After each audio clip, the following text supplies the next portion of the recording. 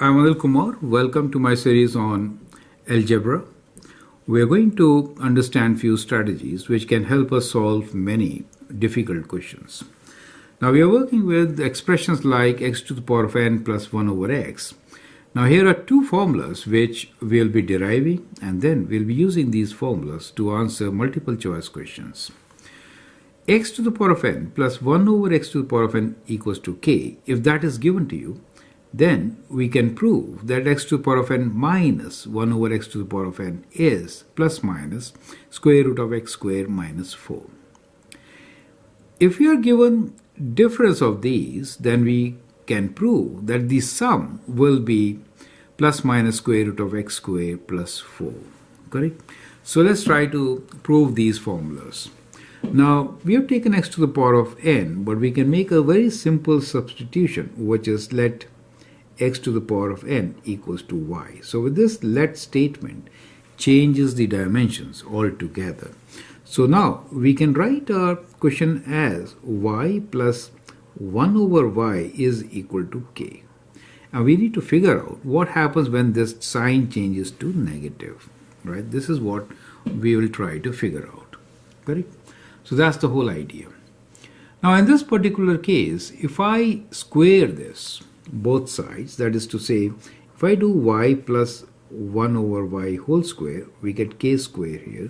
Expanding, we get y square plus 1 over y square plus 2 y times 1 over y is equals to k square, and that gives you y square plus 1 over y square plus 2 equals to k square, and that gives you y square plus 1 over y square equals to k square minus 2.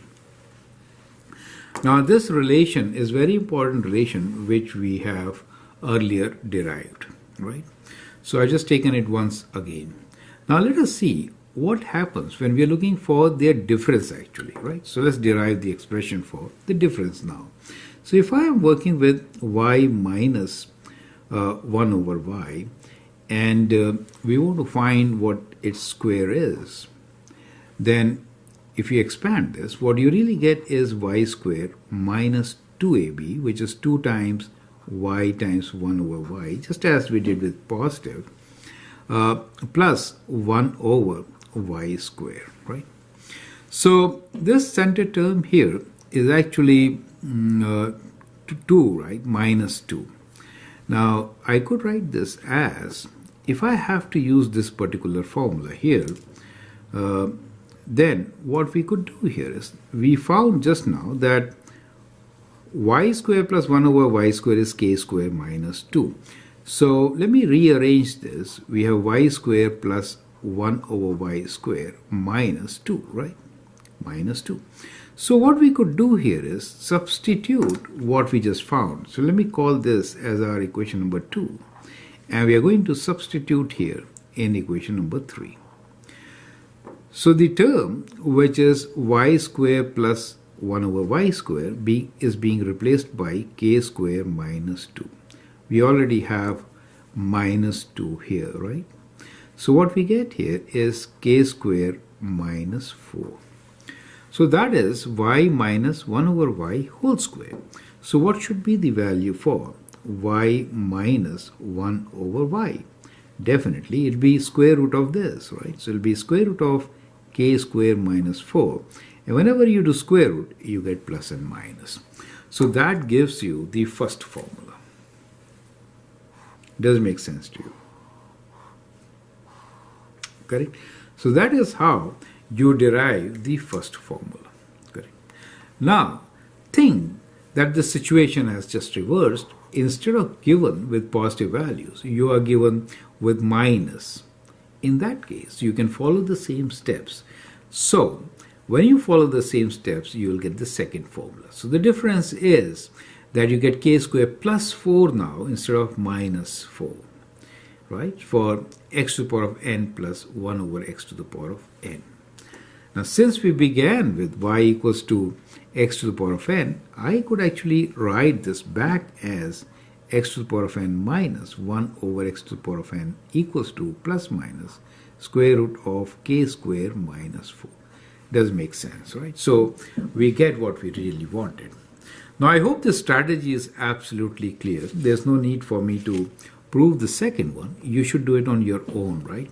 Now let's take a question based on this, which you could see as a multiple choice question in any competitive exam. So we are given here two questions. I'd like you to pause the video, answer these questions, and then look into my suggestions. We are given here that x to the power of 7 plus 1 over x to the power of 7 is equal to 8. Then find the value of x to the power of 7 minus 1 over x to the power of 7.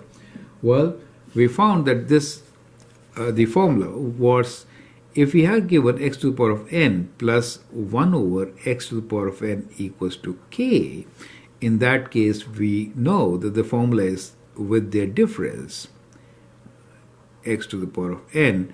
Whenever we have difference, we could actually get two values, and the value will be within square root, it is k squared. So if it is plus here and minus here, in that case it is k squared minus 4, right? So that becomes the formula. In the second case, when we are given the negative and we are looking for the positive, this turns out to be positive. So here the formula will be plus minus square root of k squared plus 4, correct? For the positive expression. So these are the formulas which you have to apply and get the result. So in a multiple choice question, you could actually find the choice very easily using this formula, correct? So x to the power of 7 minus 1 over x to the power of 7 is indeed equal to plus and minus square root of 8 squared. This is minus, do minus 4. Is it okay? So you get plus minus square root of 64 minus 4, which is plus minus square root of 60. Correct?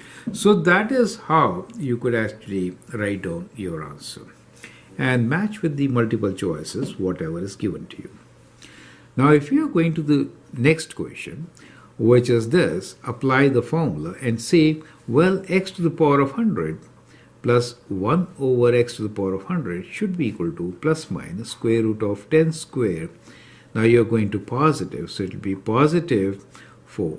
So add 4 this time, right? So you get plus minus square root of 104, right? I'm not simplifying this, but you could definitely do it, right?